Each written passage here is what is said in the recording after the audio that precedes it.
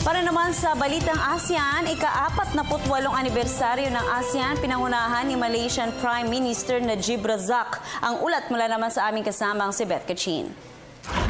Ipinagdiwang sa Malaysia ang ika-48 taong anibersaryo ng Association of Southeast Asian Nations o ASEAN na pinangunahan ng Prime Minister ng Malaysia na si Najib Razak. Sa nasabing pagdiriwang, sinabi ni Prime Minister Razak kung gaano kaimportante sa kanya ang ASEAN dahil ang kanyang namayapang ama na si Tun Razak Hussein ang isa sa mga founding fathers nito at isa sa pumirma sa Bangkok Declaration noong 1967. Hinikayat ni Razak ang mga bansang kasapi ng ASEAN na patuloy na magkaisa. Tinatayang sa pagtatapos ng taong 2015 ay global player na ang ASEAN. Tumaas din ang kinita sa kalakalan sa pagitan ng mga bansang kasapi ng ASEAN.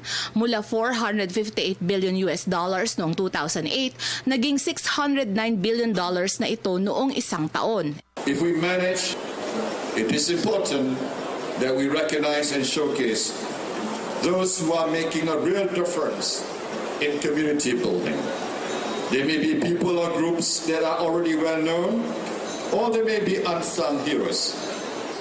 They will provide inspiration for the peoples of us and be examples of what we can do when all of us, all of our many faiths and races come together as one.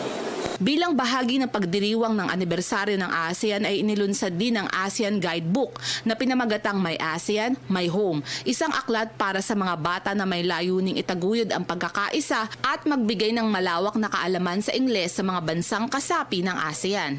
Bukod dito, naglabas din ng ASEAN commemorative stamps ang Malaysian Postal Service. Para sa Telebisyon ng Bayan, Elizabeth Kachin.